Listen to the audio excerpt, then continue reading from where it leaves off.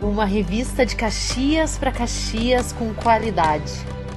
Caramba, acontece já faz um ano. Milagre durar mais que isso, hein? Quê? 5 anos? Bah. 10 anos? Nenhuma revista aqui em Caxias chegou a tanto. Eu duvidei que passasse de um ano e agora tá aí, 15 anos.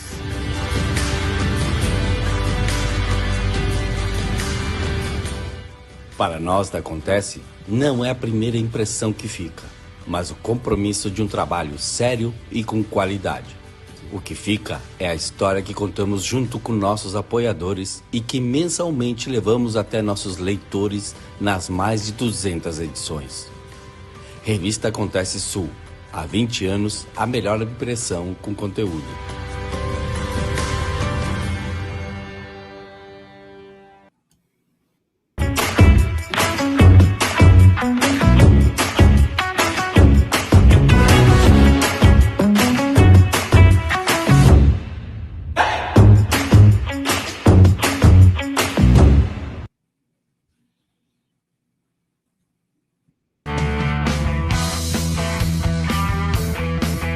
Você está assistindo Teoria de Tudo. O rádio põe no ar uma conversa incerta. Eu leio pelos muros uma coisa concreta. Do outro lado da rua. Olá, olá, olá, muito boa noite a todos e a todas. Também o nosso bom dia, boa tarde. Estamos começando o Teoria de Tudo, edição de número 274. Quinta-feira, 7 de julho de 2022 e sempre em frente em busca da razão perdida. Começamos mais uma edição com alegria, satisfação, prazer de estarmos juntos com vocês. O Teoria de Tudo é uma produção de Sabe Caxias, tem o apoio de EAD Unicesumar, não dê limites para os seus sonhos, de dedicação, atitude e fé, Top Down Informática, marca que faz muito por você, Canal 14, TV Caxias, Canal 14 da NET, também nas redes sociais e na TV a cabo, e claro, né, também aqui os nossos colaboradores todos participando conosco, a revista Acontece Sul. Que bom, é um prazer estar em sua companhia todos os dias. Hoje vamos falar sobre o Julho Verde, né? Sabe o que é o Julho Verde? Veja como é importante este tema. Saiba um pouco mais com a psicóloga da APECAM, Bruna Curra, sobre este trabalho, o câncer de cabeça e de pescoço. Eu particularmente não sabia que existia. Conversamos com ela numa entrevista super didática, super interessante, né, com uma contextualização bem importante, e também, claro, sobre a APECAM e também sobre essa questão dos planos de saúde. Eu sou Miguel Brambila, não contamos hoje com a presença do Jorge Alves Júnior, mas amanhã ele volta nesta sexta-feira aí com o Joselito Santos, com as informações dos esportes também. Rapidamente, os destaques desta semana toda aqui no Teoria de Tudo Política. CPI do MEC é criada, mas acordo prevê funcionamento só depois da eleição. Brasil, fome piora no Brasil e 61 milhões sofrem com insegurança alimentar. O governo estima queda de R$ 1,55 na gasolina e de 31 centavos no etanol. Está baixando, não chegou a isso ainda. Está baixando, vamos acreditar que vai baixar mais. No Brasil, o comandante diz que o sistema do Exército para controle de armas funciona. Câmara dos Deputados quer ouvir Marcos Valério por delação que liga PT ao PCC. A eleição começa a surgir, né, de todos os lados, tiros, denúncias, fake news, e começam a se mexer os bastidores do House of Cards de todos os lados, não é? Não é do lado só, não. E debate niente, né? Debate que é bom, não, né? Só o sensacionalismo das manchetes, não é?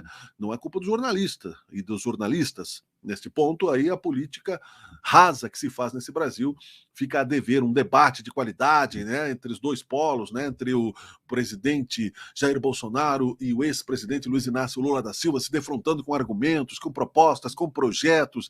Que sonho, né? E, é claro, as outras vias, né, os outros candidatos também, mas desses dois, né, que sonho, sonhem brasileiros, né, porque esse dia ainda vai chegar. O Brasil tem 106 casos de varíola dos macacos confirmados, né? Não é um risco de pandemia, mas é preciso tomar cuidado também, porque a transmissão é bem diferente. Renúncia coletiva de membros do governo do Reino Unido aprofunda a crise do primeiro-ministro Boris Johnson, que se pendura no caso, já teve aí uma reafirmação do cargo, é um parlamentarismo, né? Logo, logo, ele próprio terá que renunciar, já que ele não teve força política, oposição do ministério para demitir o primeiro-ministro Boris Johnson. Ele que na pandemia fez uma festa lá no seu gabinete, teve que dar explicações públicas e não caiu, mas perdeu totalmente a credibilidade. O que salvou, aliás, ele naquele momento foi a guerra na Ucrânia, a invasão da Rússia, tentativa pelo menos, né? Mas não há, né, corda bamba que não arrebente mais cedo ou mais tarde. Resultado do processo seletivo do SISU está disponível para consulta. Tribunal de Contas da União abre investigação sobre a proposta que cria benefícios sociais em ano eleitoral. Crescem em todo o país os casos de síndrome respiratória aguda grave, diz a Fiocruz. Superior Tribunal de Justiça confirma a exigência de exame toxicológico para renovação de CNH. Interessante isso, não é? E eu acho que é para as categorias mais profissionais, né, de caminhoneiros e etc. Mas eu acho bem interessante isso, acho que vale a pena o debate. Senado aprova a dedução do valor gasto com aluguel no imposto de renda até 2027. Também é um debate interessante. A aposta de Blumenau acerta 6 dezenas da Mega Sena e fatura sozinha 51,8 milhões de reais. E assim, uns destaques desta semana no Brasil e no mundo, aqui também na nossa página da web e na nossa rede social aqui de Sabe Caxias, está no ar o Teoria de Tudo. Falando nisso, né, nós vamos também trazer aqui para a tela uma entrevista super interessante, como disse aqui já neste momento, que trata da questão do Júlio Verde. É uma mais uma forma, não é, de se combater, prevenir e vencer esta terrível doença, né, chamada câncer. Eu convido os internautas a acompanharem. Eu vou colocar na tela aqui no Teoria de Tudo a entrevista com a psicóloga da APECAM, Bruna Curra. De volta com o Teoria de Tudo e desta vez, como é importante sempre lembrar que o Teoria de Tudo sempre traz a oportunidade de divulgarmos o que é importante para a nossa sociedade em vários contextos e principalmente nessa área tão delicada que é a área da oncologia, do câncer, né, do tratamento, do pós-tratamento, enfim, da prevenção. Isso tudo é um dever, inclusive, que nós temos como jornalistas, como comunicadores também, dividir. E muitas instituições têm trabalhado nessa direção. A APECAM é uma delas, então, regularmente nós abrimos um espaço aqui para divulgar a conscientização, o trabalho, o significado deste trabalho e o auxílio para pessoas, né, que precisam realmente. Então, mais uma vez, volta ao Teoria de Tudo, não é a psicóloga da APECAM, Bruna Curra, para falarmos sobre o Júlio Verde. E não é Júlio Verne, tá? Porque sabe que se a pessoa é meio surda, né, ela vai achar que é o Júlio Verne, né? Não, é o Júlio Verde. Não é, Bruna? Tudo bem? Como é que vai? Bom dia, boa tarde, boa noite. Boa noite, Miguel. Boa noite a todos os telespectadores do programa. Fico muito feliz de estar aqui novamente para falar de um assunto tão importante, que é esse mês, o Júlio Verde. Que legal. Nós vamos falar sobre o Júlio Verde, mas antes, né, eu gostaria que tu sempre, como é importante trazer para a nossa audiência que se renova, né, o significado e a contextualização do que é a APECAM, o que ela faz, enfim, né, como ela trabalha, por favor. Então, a APECAM é a Associação de Apoio a Pessoas com Câncer. Nós estamos aqui em Caxias há 17 anos realizando esse trabalho de amparo social a todas as pessoas que estão no tratamento oncológico e também nos seus familiares, porque a gente sabe que o câncer é uma doença da família e não só do paciente oncológico. E a APECAM é essa rede de apoio que ampara as pessoas com atendimento social, com atendimento psicológico, com atendimento nutricional, além de termos aqui na APECAM uma casa de apoio, no qual as pessoas que não residem em Caxias do Sul, mas que pertencem aos 49 municípios que os hospitais da cidade amparam, Então, eles podem ficar hospedados na nossa casa de apoio para realizar o tratamento. A gente sabe que tem muitas cidades que as pessoas saem 3 horas da manhã, chegam em Caxias, não tem renda, não tem dinheiro para fazer um lanche, para almoçar, e tem que passar o dia inteiro aqui para fazer um tratamento que dura, em média, 15 minutos, como a radioterapia. Então, as pessoas podem vir para a nossa casa, podem ficar hospedadas, podem passar o dia, e aqui elas têm um pouquinho mais de dignidade, de qualidade de vida, elas têm um lugar para descansar, têm alimentação garantida. Então, a gente preza muito isso, proporcionar qualidade de vida para as pessoas que estão em tratamento do câncer. O tratamento nos hospitais são muito importantes, mas tem todo o em volta que muitas vezes as pessoas não se dão conta, mas também são importantes. Espaço para roda de conversa, para grupo de apoio, para eles poderem estar trocando experiências do tratamento, porque a gente sabe que uma pessoa que passou pela doença pode ajudar outras pessoas que estão enfrentando o mesmo problema, contando a sua história, compartilhando como foi enfrentar por isso. Então, aqui a gente faz esse trabalho de amparo social para essas pessoas. Legal, nós vamos ainda falar mais sobre isso, mas o que tenho notado, né, não sabia que existia o Julho Verde, e tem o Novembro Azul, Outubro Rosa. Nós percebemos que, exatamente, é diário, não é? O combate, bom combate, vamos dizer assim, né, dessa doença, Bruna. Isso aí. O Julho Verde, ele é bem recente. Foi em 2019 que entrou um projeto de lei que criou, então, um mês de conscientização à prevenção do câncer de cabeça e pescoço. Porque o que eles perceberam? Hoje, o câncer de cabeça e pescoço é o 6º câncer que mais atinge as pessoas. No entanto, o índice de cura é muito alto, é 90% de chances de cura se descoberto lá no início. Porém, o que se descobriu? Que mais de 76% dos casos eram descobertos quando o câncer estava numa forma avançada. Daí as chances de cura diminuem, o tratamento é muito mais agressivo. Então, para nós trabalharmos a prevenção, então criou-se o Julho Verde, para que a gente ensine, instrua as pessoas a reconhecer os fatores de risco, quais são os sinais e sintomas, e que sim possam buscar ajuda para ter um diagnóstico mais rápido. Sempre o objetivo do câncer é ter um diagnóstico mais rápido possível, porque as chances de cura são muito maiores. Então, esse é o intuito do Julho Verde. Sim, quando tu falas câncer de pescoço e cabeça, especificamente que parte, né, na cabeça se refere? A partes externas, internas, osso, que parte, enfim? Sim, a gente considera câncer de cabeça, pescoço, toda a cavidade oral, glândulas salivares, que às vezes as pessoas não conhecem, que tem também câncer. Essa parte de laringe, faringe também faz parte do cabeça e pescoço. Os seios paranasais e as cavidades nasais. A faringe, como eu já tinha falado, e também tireoide e esôfago, também é considerado cabeça e pescoço. Por exemplo, um câncer aqui no lábio, considerado um câncer cabeça e pescoço. Então, as pessoas ainda têm essa falta de conhecimento do que engloba, né, esse tipo de câncer. É verdade, porque falaste que ele é 90% prevenível, né? Eu acho que essa é a palavra, né? Pode ser prevenido em 90% dos casos. E há muitos anos já, mais de 30 anos, eu acho, eu vivi com um tio, né, na minha idade, que por fatores externos esteve realmente nessa região, e foi muito difícil para ele. E outros casos também, não é? Então, quais são os sintomas que podemos citar nesses casos específicos do Julho Verde, por gentileza? Que a gente fala, né, que alguns sintomas são comuns a todos os tipos, mas parece que há alguns específicos nessa questão. É isso, Bruna? Exatamente.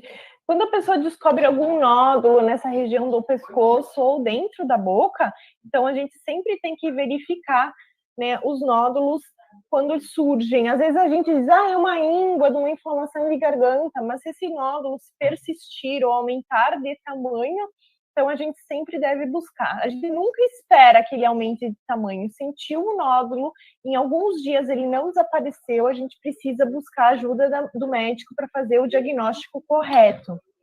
Feridas que não cicatrizam na boca, eu tenho uma feridinha lá dentro da boca, e aquilo não cicatriza, também é preciso que a gente vá buscar. nessas questões que a gente chama orais, sempre o dentista é o primeiro profissional da saúde que a gente deveria procurar. Então, o dentista vai fazer a avaliação correta para depois encaminhar, sim, para o médico ou oncologista. Dor de garganta que não melhora também é um dos sintomas. A pessoa está com aquela dor de garganta, aquela irritação, já tomou antibiótico 1, 2 vezes, tem que insistir para fazer esse diagnóstico. Dificuldade de engolir é um dos principais sintomas, principalmente de câncer de laringe, faringe e esôfago. A pessoa começa a se engasgar, a comida começa a voltar, tem dificuldade de engolir, a gente precisa fazer os exames corretos para identificar.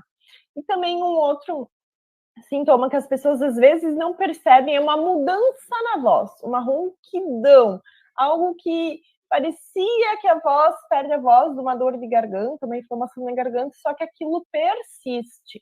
Então, a gente também tem que daí buscar um médico especialista para fazer o diagnóstico. Feridinhas no lábio também as pessoas às vezes deixam de se importar, porque muitos passam protetor solar no rosto, mas esquecem que os lábios também fazem parte, né, e precisam ser protegidos. Então, às vezes, surge uma feridinha e ela não cicatriza, a gente precisa ir também ou no dentista ou no médico para identificar.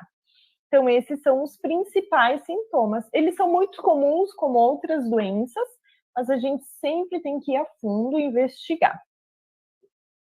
Quando tu falavas aqui e eu ficava me autodiagnosticando, pensando, me lembrei de um filme do Jerry Lewis, um famoso, conhecido mundialmente humorista, que ele era enfermeiro e todos os sintomas que a pessoa falava para ele ia sentindo. Então eu comecei a pensar. Sim, a gente se identifica, né? Então, até para que a gente possa realmente, né, fazer o preventivo sem pânico, nesse caso, nesses sintomas. Quanto tempo, por exemplo, uma ferida na boca pode durar para cicatrizar? Uma semana é normal, né? As pessoas, não é 2 dias, uma feridinha, alguma coisa que a pessoa vai se apavorar, não é, Bruno? Isso aí, a gente sempre tem que persistir os sintomas, 1, 2 semanas, e assim buscar ajuda. Pessoas que usam, a gente chama dentadura, tem que tomar muito cuidado, às vezes a gente tem uma lesão lá no fundo, atrás, embaixo da dentadura, tem um incômodo, ali sim precisa buscar ajuda também do dentista. A gente ouviu muitos relatos de pessoas que usam a dentadura e a lesão estava embaixo, então demorou muito tempo para identificar.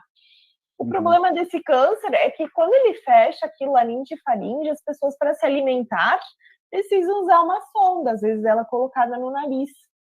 A gente sabe que às vezes é desconfortável, as pessoas às vezes têm vergonha de usar com um pouquinho do caninho aparecendo, tem que ter muitos cuidados. Então, tudo isso seria evitado se fosse descoberto lá no início do processo da doença. As pessoas às vezes têm que ser retiradas as cordas vocais, mas tem hoje em dia tipo um microfone, a pessoa aprende a falar com uma voz mecanizada, mas ainda tem esse recurso. Então, hoje em dia, a gente tem bastante avanços. Mas, claro, tudo isso poderia ser evitado com o diagnóstico precoce.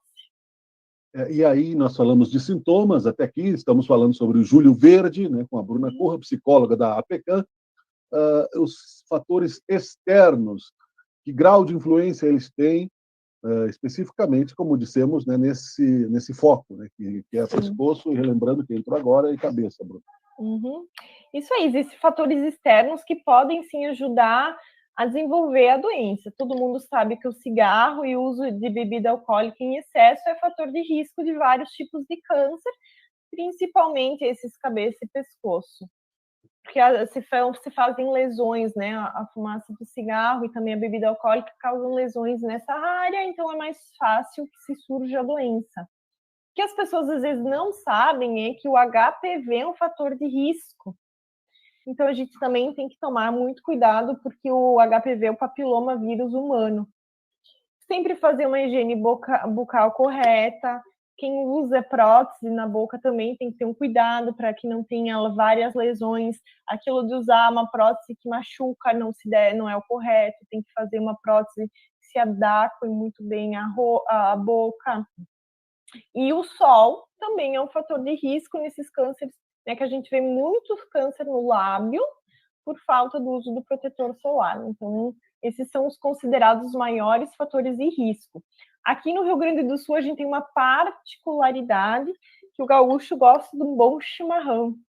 Só que a água quente, muito quente, causa também lesões nessas mucosas e também pode, com o tempo, ocasionar o câncer, principalmente de esôfago. Então, tem estudos científicos que tem aqui no Rio Grande do Sul maior taxa de câncer de cabeça e pescoço, ainda um pouco associada ao chimarrão. As pessoas que tomam chimarrão podem continuar tomando chimarrão, só a gente sabe que a água tem que estar numa temperatura adequada, que não seja extremamente quente. Como o chá também, agora no inverno, né, a gente está num clima que a gente costuma ingerir bebidas mais quentes, então tem que ter esse cuidado com todas as bebidas, não só com o chimarrão. Mas é uma particularidade do gaúcho. O gaúcho, né, acha que tem que tomar o chimarrão pelando, né? Que é o gaúcho, tia. Isso é foda. Não há necessidade, né? É verdade. Agora, eu acho que tu tocasse num assunto muito interessante e que tem ainda um tabu quase do tamanho da preocupação com quem fica, né, afetado por essa doença. O câncer não é uma doença contagiosa, mas ainda muitas pessoas acham isso. A gente pode falar sobre isso daqui a pouco, mas eu gostaria que tu falasse sobre o HPV, porque, né, na área da saúde a gente sabe que o HPV ele pode ser transmitido por mãos mal lavadas, em banheiros públicos, de várias formas, né, nas relações sexuais, inclusive, também. E tem vacina para isso, muitos jovens e adolescentes que podem até se contaminar no banheiro da escola. Não quer dizer, muitos pais, principalmente pais de meninas, acham, né, que as filhas não devem ser vacinadas porque elas não têm relações sexuais. Mas não é só isso, não é, Bruna? Como tu disseste muito bem, se é um causador, é importante que se tenha esse esclarecimento, né? Nós temos aqui em casa uma filha de 13 anos, ela já está vacinada desde os 11. Justamente, mas eu sei de pessoas, de pais que dizem, não, a minha filha não tem relações sexuais, ela é virgem, ela está, né, imune. Mas não é só isso, não é? Fala um pouco sobre isso, por favor, já que também é um fator cancerígeno, como tu disseste. Isso.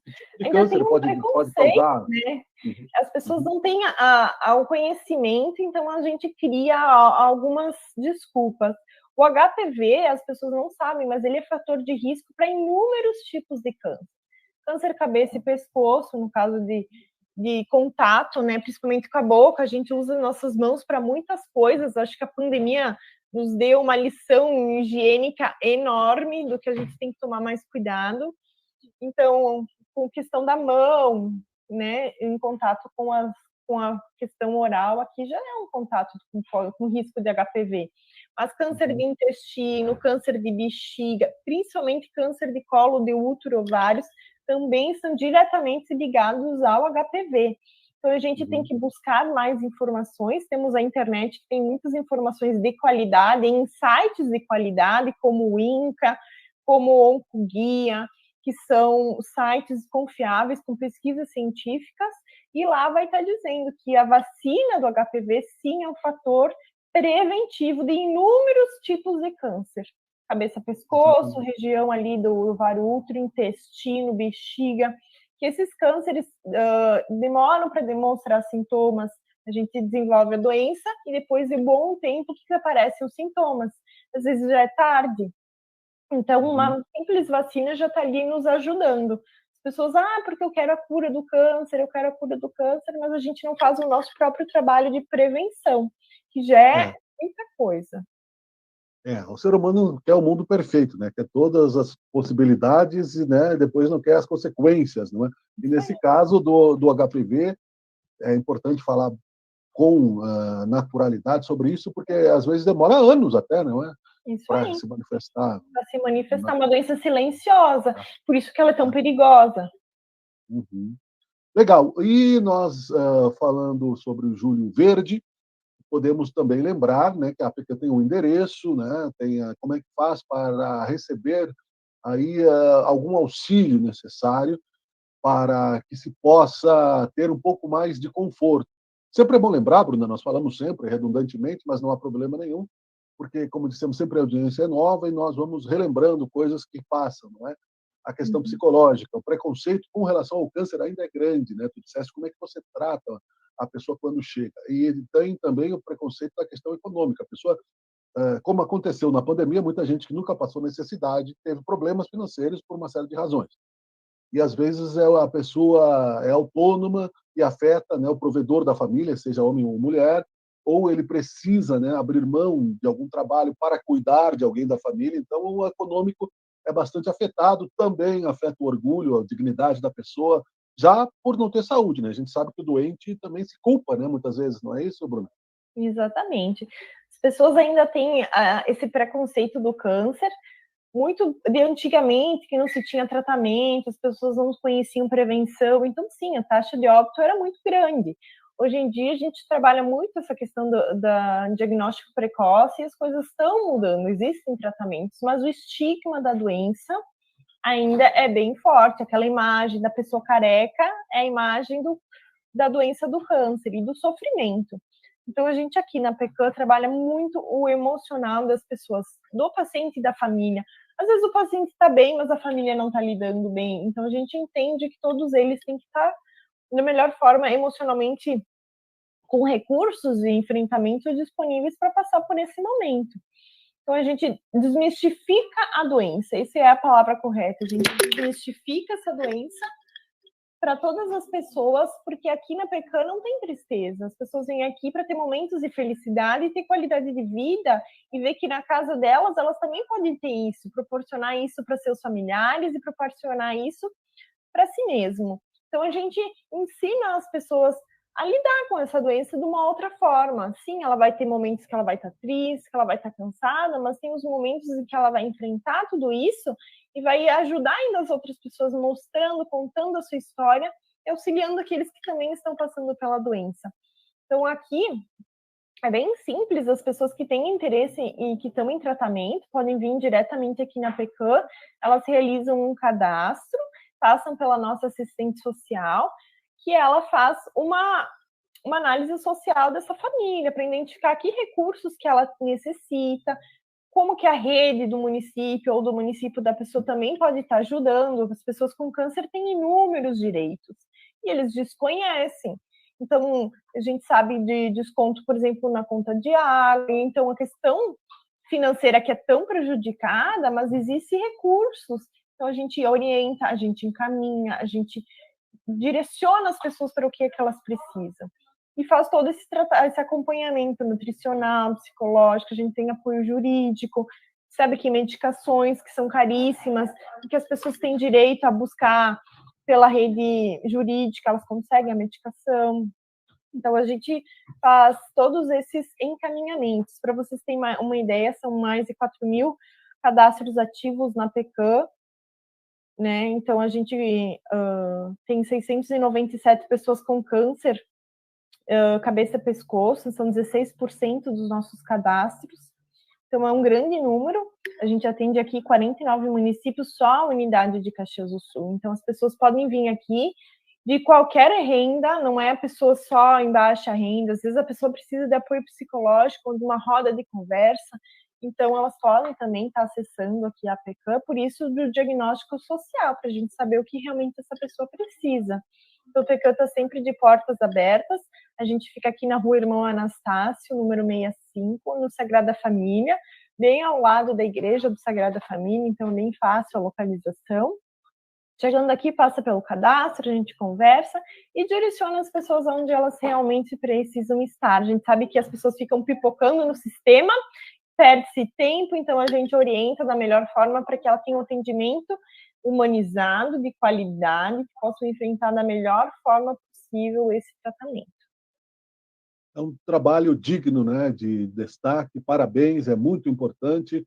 Nós lembramos que tudo isso precisa também de uma rede de sustentabilidade, é uma organização não governamental, e existem, né, alguns colaboradores da APECAM. Como é que funciona esse trabalho? As pessoas que gostariam de colaborar doando a quantidade de dinheiro que puder, né, todos os meses ou de vez em quando, é só entrar em contato aqui com a PECAM no telefone, que é o 3026 95 46, também o WhatsApp. A gente vai estar passando para a equipe do telemarketing, que vai estar entrando em contato com as pessoas e conversando com elas para ver de que forma elas podem estar ajudando. A gente tem um brechó solidário, as pessoas também podem doar roupas, doar móveis que não usam mais, a gente repassa isso também para os nossos usuários. Então, existem inúmeras formas de doação. É só entrar em contato com a PECAM e a gente vai estar ser muito feliz em estar conversando com as pessoas. Tem as nossas redes sociais, o Instagram, apecam.caxias, e também tem o Facebook, Apecam Caxias do Sul. Então, as pessoas podem estar nos encontrando nas redes sociais também, é uma forma de acesso de conversa. Legal, eu conversei com Bruna Curra, psicóloga da Apecam, sempre é importante conversar contigo, sempre é bom. Parabéns pelo trabalho, foi um prazer, Bruna. Até a próxima. Muito obrigada pelo convite, até a próxima. Legal, falamos sobre o Júlio Verde. Voltamos já ao Teoria de Tudo, faz um breve intervalo, já voltamos.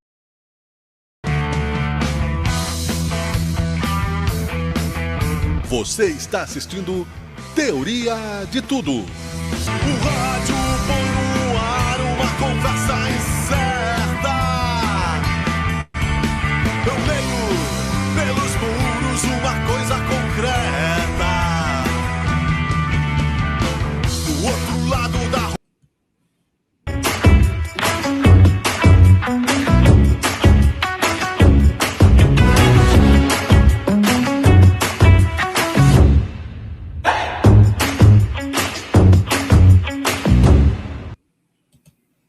Caxias para Caxias com qualidade. Caramba, acontece já faz um ano. Milagre durar mais que isso, hein? Quê? 5 anos? Bah. 10 anos? Nenhuma revista aqui em Caxias chegou a tanto. Eu duvidei que passasse de um ano e agora tá aí, 15 anos.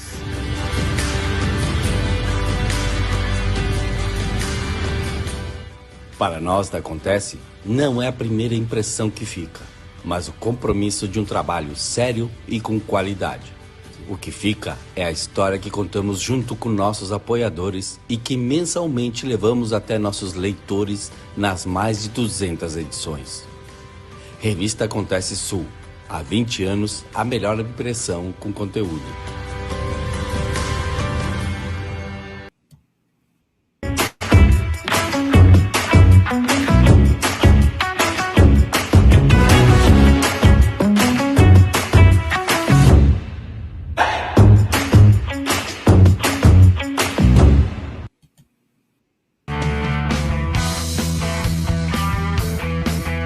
Você está assistindo Teoria de Tudo. O rádio põe no ar uma conversa incerta. Muito bem, o rádio põe no ar uma conversa incerta e nós aqui estamos tentando acertar em busca da razão perdida. Estamos de volta, eu sou Miguel Brambila, é um prazer sempre estar em sua companhia. Com o apoio de EAD Unicesumar, não dê limites para os seus sonhos. De dedicação, atitude e fé, mais de 400 mil alunos em todo o Brasil e todo o mundo. A melhor EAD do Brasil, segundo o MEC, com vestibular aberto. Agende o seu vestibular, vale a pena. A Unicesumar é uma universidade e uma faculdade de excelência, formando profissionais de qualidade para a nossa sociedade, com vários fóruns de debates e discussões atualíssimos. Muito obrigado pela Unicesumar estar conosco. Também a Top Down Informática, a marca que faz muito por você, né? A computação é ótima, maravilhosa, a tecnologia quando funciona. Quando não funciona, aí, meu amigo, né? Complica. Então, tem alguém sempre perto de você. Top Down Informática, procure nas redes sociais e você vai encontrar aí, com certeza, uma assessoria de informática bem interessante. Temos também a revista Acontece Sul, aqui conosco, nem sempre a primeira impressão é que fica, e claro, né, canal 14 da NET, TV Caxias, junto conosco neste programa. Nós falamos no primeiro momento essa questão toda do Júlio Verde, da questão oncológica, de dificuldades, e temos, então, convidamos você a continuar conosco, uma matéria super interessante para falar sobre o seu plano de saúde, né? Quais são as regras, quais são os seus direitos, né? Você viu aí que a Bruna Curra falou que muitas vezes as pessoas têm direitos e não sabem. Então preste atenção nesta matéria, porque ela é de interesse de você também. Olá, você tem um plano de saúde e não sabe exatamente como é calculado o reajuste anual, nem por que o valor aumenta quando aumenta a sua idade? Aqui você vai saber a razão. A regulação dos planos de saúde é o tema deste Agenda Econômica, que recebe o presidente da Agência Nacional de Saúde Suplementar, ANS, Paulo Rebelo, o homem que comanda o setor. Paulo, muito bem-vindo ao Agenda Econômica. Olá, Antônio, é um prazer estar aqui com você, falando aqui no programa a agenda econômica, falando na TV Senado, e vamos explicar um pouco o que é que a agência faz, o que é que a sua competência, e vamos passar esse momento para dialogar e conversar sobre o setor de saúde suplementar. Paulo, a agência, a ANS, existe desde o ano 2000, portanto está com 22 anos de idade, e eu queria saber qual é o real poder da agência e qual é o foco do trabalho, se são os planos de saúde ou os usuários do serviço. Porque a agência, esse setor de serviços é um setor bastante complexo e também complicado em termos de reclamação. Então, eu queria que você nos explicasse um pouquinho como é que funciona. Bom, Antônio, a agência tem como missão institucional defender, promover a defesa do interesse público na assistência suplementar à saúde, ou seja, ela regula as operadoras setoriais, inclusive quanto às suas relações, tanto com os prestadores como os consumidores, contribuindo para o desenvolvimento das ações de saúde no país. Ela tem como referência a sua excelência técnica, a sua qualidade da produção de saúde, e tem como os valores institucionais, que é exatamente a transparência, a previsibilidade regulatória, o compromisso com o resultado, conhecimento como fundamento regulatório, sustentabilidade setorial. Ou seja, no fim da linha, a gente regula para os beneficiários, que são os nossos principais beneficiários de todo esse serviço, de todo esse trabalho que nós desenvolvemos aqui na Agência Nacional de Saúde Suplementar. Ô Paulo, o mercado de saúde, se a gente pode falar assim, mas o mercado de saúde, parte privada do Brasil, ele é hoje bastante grande, a gente tem mais de 49 milhões de usuários, né? Eu vou pedir à nossa diretora Celina Yuzuki, nossa diretora de gravação, que coloque aí na tela um gráfico que nós fizemos a partir dos números da própria ANS, para a gente ter um pouco a ideia desse mercado, né? A gente tem aí hoje mais de 49 milhões, são 49 milhões, cento e poucos mil. A gente tem uma quantidade pequena de usuários com plano individual ou familiar, um pouco menos de 9 milhões. O usuário de plano coletivo empresarial, quase 34 milhões, e o coletivo por adesão, que são aqueles planos de sindicatos, de associações, pouco mais de 6 milhões de usuários. A gente sabe que a agência, ela regula todos esses, mas quando se trata de preço, ela só regula o individual e familiar, que é praticamente a menor parcela. Então, eu queria que você nos explicasse por que a agência tem ações diferentes quando se trata de planos de saúde para a família ou para o indivíduo e para as empresas, aqueles que são feitos pelas empresas ou pelas instituições como os sindicatos. Bom, Antônia, como você bem colocou, de fato a gente tem um setor robusto. Hoje nós temos 49,6 milhões de beneficiários, ou seja, nessa última atualização que nós tivemos. Só de planos da assistência médica, temos mais 29 milhões, que são planos exclusivamente odontológicos.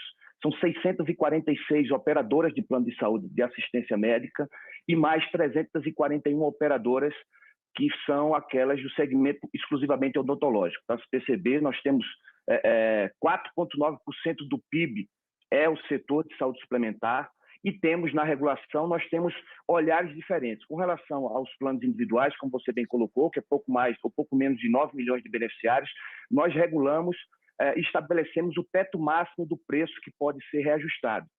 Com aqueles planos que têm até 29 vidas dentro do seu grupo, você precisa ter um reajuste único para toda essa população dentro de uma operadora de plano de saúde, e aqueles planos acima de 29 vidas, nós simplesmente acompanhamos e a evolução, mas em razão da capacidade tanto da operadora quanto do contratante de negociar qual vai ser o valor, qual vai ser o reajuste estabelecido, eles têm a livre iniciativa de estabelecerem esse preço, mas a agência acompanha todos esses dados, todas essas informações, eles precisam nos passar, e quando há um reajuste muito acima do normal, dentro de um diagrama que a gente acompanha isso, a gente chama a operadora para conversar, para que ela apresente as razões e o motivo que houve um reajuste acima do normal, e aí sim, caso haja algum problema, a agência vai e interfere para que ela refaça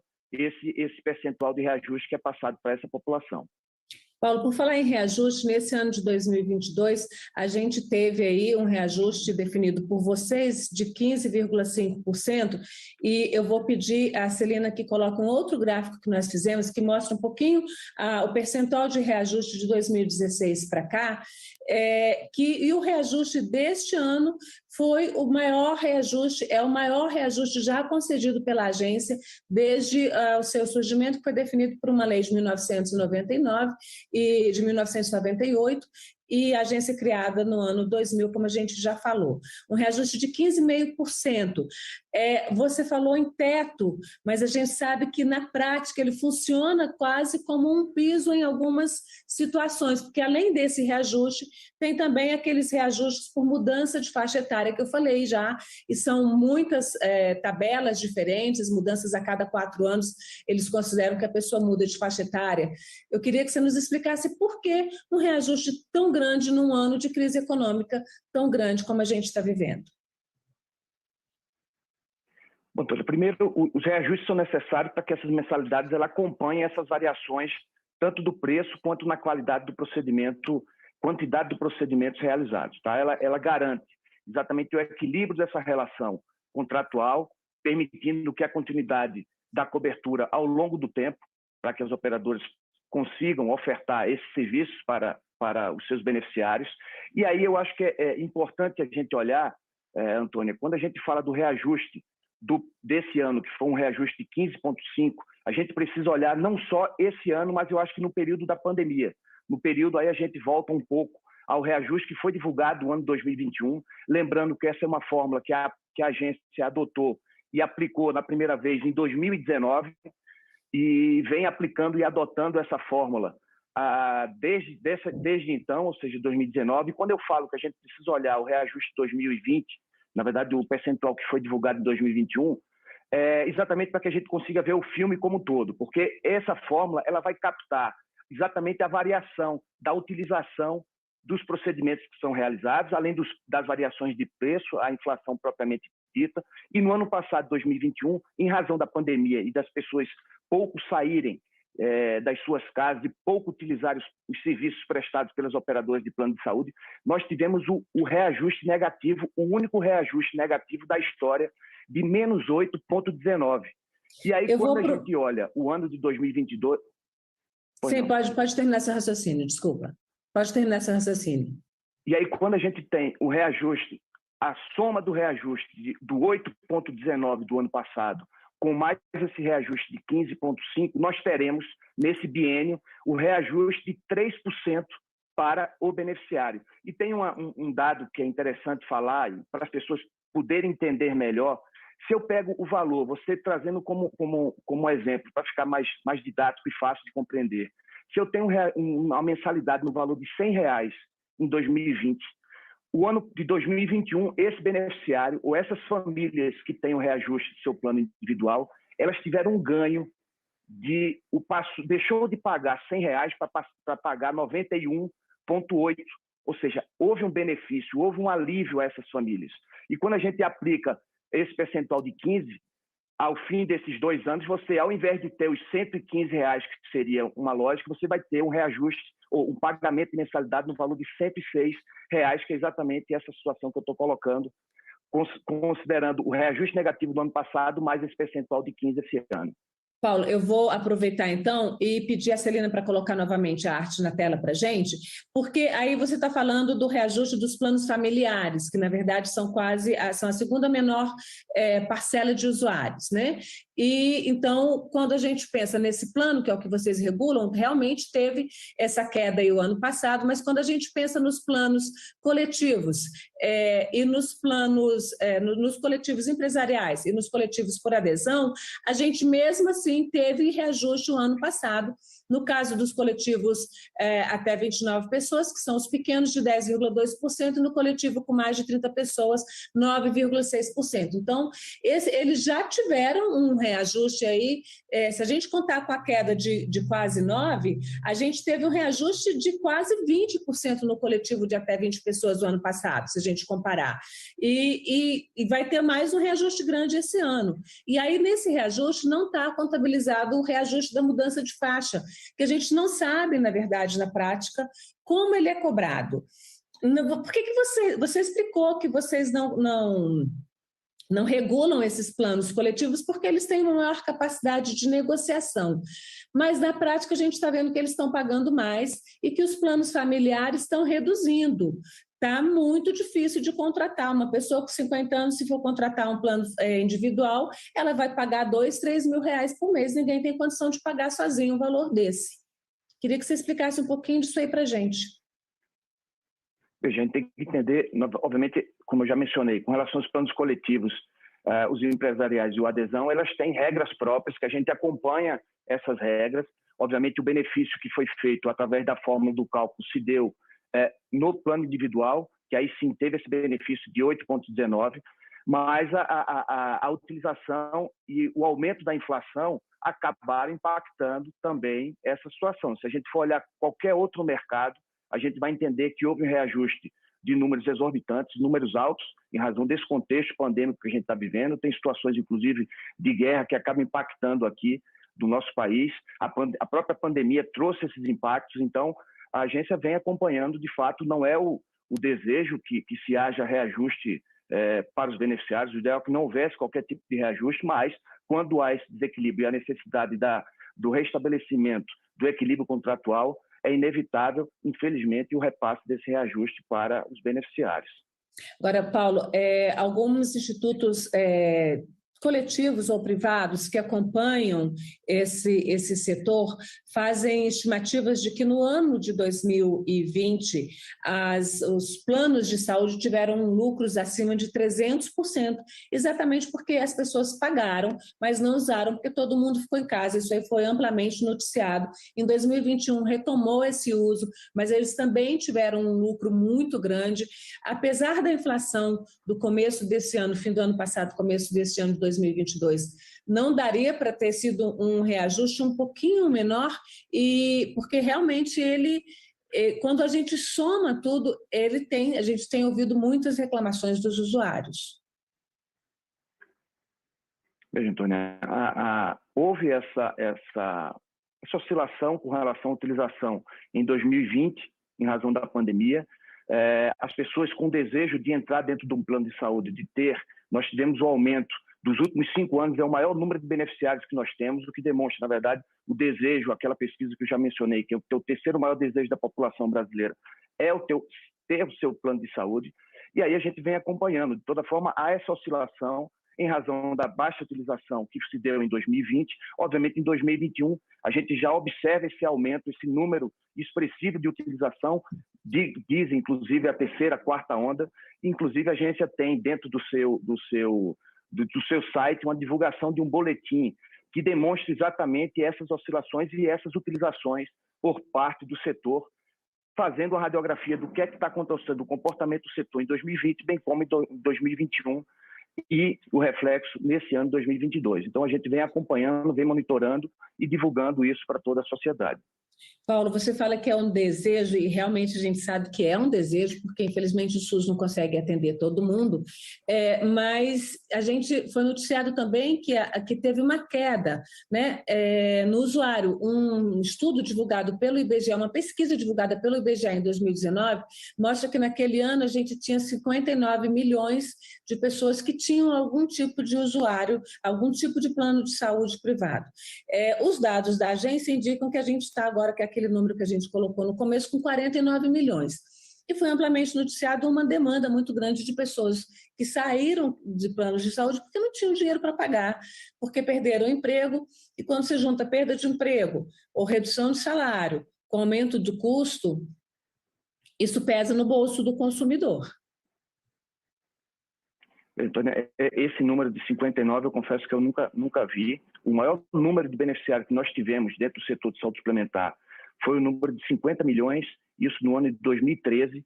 Obviamente, depois daquela crise, nós tivemos uma redução, as pessoas saindo lá, uma associação muito forte à questão das empresas, porque nós temos quase 80% dos planos coletivos empresariais, ou seja, vinculado à força de trabalho. Mas o fato é que desde 2020, de junho de 2020, para ser mais preciso, nós vemos acompanhando o número expressivo, do aumento expressivo no número de beneficiários dentro do setor saúde suplementar. Ou seja, foram mais de 2 milhões de beneficiários que entraram dentro desse setor, exatamente demonstrando e comprovando o desejo da população de ter um plano, da qualidade do serviço prestado dentro do setor de saúde suplementar. Então, esse dado do IBGE, eu confesso que eu nunca tinha visto, e nós temos, como eu já mencionei, nos últimos 5 anos, é o maior número de beneficiários que nós temos dentro do plano.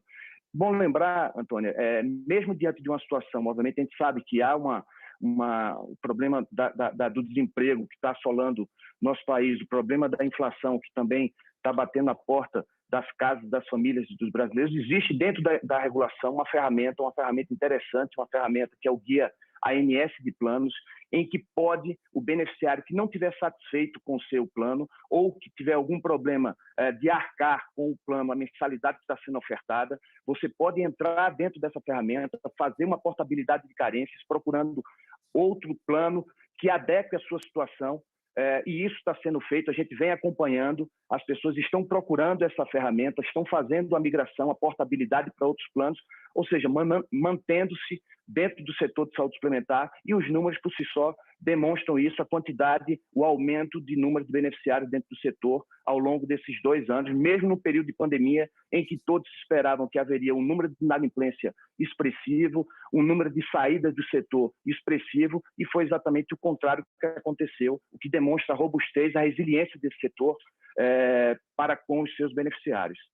É um serviço, digamos assim, essencial, né? Eu queria que você nos explicasse um pouquinho, então, essa questão da mudança que vocês fizeram em 2019 do cálculo, quando vocês incluíram na fórmula do cálculo do reajuste o IPCA, porque o cálculo era o que eles chamam, tem um índice que vocês chamam de IVDA, que é o índice de valor das despesas assistenciais, que o usuário pode ver no site da ANS, e que ele junta a variação das despesas em saúde com a utilização do plano, a quantidade de pessoas que utilizam o plano, a incorporação por parte das operadoras de novas tecnologias, e acrescentou-se a isso para fazer esse cálculo que vocês fazem aí do reajuste do IPCA. Quando a gente coloca o IPCA aí, a gente não está colocando duplamente, por exemplo, a inflação, porque ela já conta na incorporação das novas tecnologias, já conta na utilização do plano, na variação das despesas, e agora ela entra diretamente nesse cálculo, e por isso talvez tenha dado esse valor tão alto?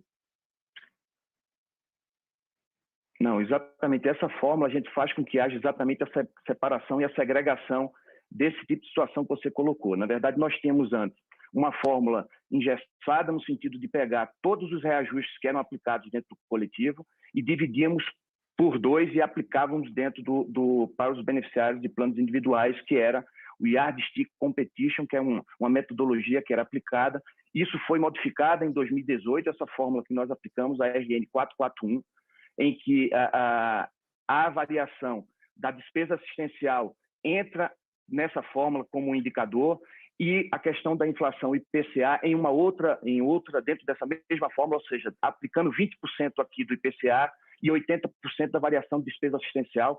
É bom que se diga que não há como atrelar o reajuste do plano de saúde ao IPCA, uma vez que o que se olha, o que se coloca dentro do setor é a variação tão só o preço, além da variação de utilização. Se você utiliza mais, vai ter um reajuste maior.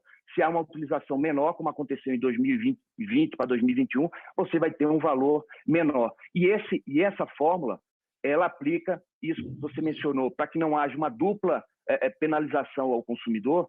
Há o expurgo do IPCA com relação ao subitem, do subitem do plano de saúde, então isso é expurgado. E há também 2 outros deflatores com relação à variação de despesa assistencial, que é um com relação à eficiência, aquela operadora que se demonstra a eficiência, você tem um percentual a menor para puxar para baixo o valor do percentual, bem como a questão das faixas etárias que não entra nesse cálculo. Então, é isso que a agência fez, é uma fórmula que foi aprovada pelo Ministério da Economia, foi uma fórmula que foi aprovada pelo Tribunal de Contas da União, houve participação social, todos os órgãos de defesa do consumidor participaram da construção, da elaboração dessa norma. Então, nós estamos há 4 anos com ela e já há na previsão, após os 4 anos, a gente fazer um novo estudo, uma nova rodada, junto com toda a sociedade, para ver se há necessidade de algum ajuste ou não. Mas dessa forma a gente consegue captar de forma precisa, para que não haja qualquer prejuízo, nem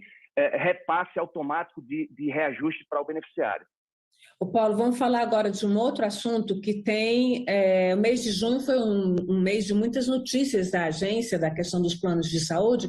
No começo do mês de junho, vocês deram reajuste. Quando foi na segunda semana, o Superior Tribunal de Justiça, o STJ, decidiu que a lista de procedimentos da ANS é taxativa, ou seja, aquilo que está lá é obrigatório cumprimento. Ela era uma lista antes considerada exemplificativa, como se aquilo fosse o mínimo. E o que a gente está percebendo é que, na prática, muitas operadoras estão dizendo que só vão cobrir aquilo ali, quando antes elas tinham de cobrir no mínimo que estava na lista. Como é que fica essa questão? Como é que a ANS vai resolver essa questão? Porque vai ter muita, começa a ter muita judicialização nesses processos. Tânia, só para deixar claro, na verdade, o rol, eu concordo que essa denominação de rol taxativo acaba soando mal. Na verdade, o rol ele é dinâmico, é um rol que a agência sempre fez, isso está previsto na lei, na 9961/2000, depois foi ratificada aqui na lei 14307, que demonstra que o rol é estabelecido pela agência, é o rol de cobertura obrigatória que é elaborado pela Agência Nacional de Saúde Suplementar e é atualizado periodicamente pela agência, ou seja, todos os procedimentos e eventos em saúde existentes nessa lista não podem ser negados pelas operadoras, não há qualquer tipo de retrocesso da decisão que aconteceu do STJ. Atualmente, esse rol conta com mais de 3.368 procedimentos de eventos em saúde, ou seja, consultas, exames, terapias, cirurgias. Só para que você tenha uma ideia, só esse ano, nesse primeiro trimestre, nós fizemos a incorporação de 23 novas tecnologias, ou seja, o que demonstra que a agência continua trabalhando com um prazo cada vez mais reduzido da incorporação dessas novas tecnologias. Então, não haverá qualquer tipo de prejuízo ao beneficiário, não haverá qualquer tipo de mudança daquilo que já era aplicado dentro do setor de saúde suplementar em razão dessa decisão do STJ. Então, as pessoas podem ficar tranquilas, podem ficar... qualquer tipo de reclamação que se tenha, ligue para a agência através do telefone 0800 701 9656, que a gente vai dar o tratamento, vai dar a resposta. Então, essa confusão, porque há muita desinformação com relação a essa decisão do STJ para com a aplicação do rol, que sempre foi aplicado pela agência. Então, eu não vejo qualquer tipo de prejuízo ou qualquer tipo de falta de direito que o beneficiário venha a ter, muito pelo contrário. Com esse trabalho que a agência faz, com esse rol que a gente estabelece, a gente, através da avaliação de tecnologia em saúde, a gente faz um estudo para ver se aquela tecnologia ela é custo-efetiva, se ela é segura para o beneficiário, se ela é eficaz. Esse é o trabalho que a agência faz. Esse é o trabalho que não pode ser prescindido pela agência, sob pena da gente ser um primeiro país no mundo e que vai prescindir da avaliação de tecnologia em saúde, que pode trazer insegurança tremenda para os beneficiários, uma vez sendo exemplificativo como querem taxar, uma vez o médico receitando esse ou aquele medicamento, mesmo que ele não tenha passado pelo crivo da avaliação de tecnologia da agência, ele terá que ser ofertado pela operadora, ou se não for ofertado, vamos aumentar ainda mais a judicialização. Então, eu acho que a gente precisa ter muita calma quando a gente discute alguns temas como esse, temas sensíveis e que precisa ter discussão, precisa ter debate. Não é um tema que você precisa estar de uma hora para outra definindo sem que para que a gente possa ouvir toda a sociedade, enfim. Paulo, eu queria que você explicasse, para a gente simplificar essa nomenclatura, esse rol é piso ou é teto? Porque pelo que você diz, ele é o piso, ou seja, ele é o mínimo que as operadoras têm de oferecer. Pelo que as operadoras dizem, ele é teto, ele só tem que oferecer isso e nada mais. Como é que a gente pode explicar isso melhor para o consumidor, para o usuário de plano de saúde? Vamos lá. A agência estabelece o mínimo que deve ser ofertado pelas operadoras aos beneficiários. São esses números. A gente tem 3.368 procedimentos em que nós tínhamos um prazo de incorporação, que era um prazo, concordo que era um prazo mais longo, ou seja, 2 anos para se analisar. Isso foi avançando, a gente evoluiu nesse prazo. Hoje, desde outubro do ano passado, esse prazo está com 180 dias mais 90, ou seja, nós saímos de 2 anos para 180 mais 90, e quando trata-se de antineoplasias orais, ele tem um prazo de 120 mais 60. Além disso, qualquer incorporação que for feita pela Conitec, que é um órgão público que faz essa análise, a gente tem um prazo para incorporar 60 dias. Ou seja, a gente estabelece o mínimo, a operadora que tiver contrato, querer estabelecer ou querer fornecer mais, ela pode fazer. Então, de fato, a gente tem um rol mínimo em que todas as doenças que são catalogadas pela Organização Mundial de Saúde estão incorporadas dentro desse rol, e a agência vem, ano após ano, fazendo análise, incluindo outras novas tecnologias, desde que se respeite o processo, que é isso que a gente está querendo para a segurança do paciente. Paulo, eu quero agradecer muito pela sua presença, pelos seus esclarecimentos aqui na Agenda Econômica. Vou pedir que você repita o número do 0800 aí da ANS, que é para o usuário ter clareza disso, e o site da agência também, onde ele pode se comunicar diretamente com vocês. Muito obrigada. Obrigado, Antônia. O número é o 0800 701 9656. A agência está à disposição para ouvir. Caso tenha qualquer reclamação, entre em contato que a gente vai dar o retorno. E também no nosso site, ans.gov.br, que tem todas as informações que serão precisas para que eles tirem suas dúvidas. Agradeço a você. Eu leio pelos muros uma coisa concreta.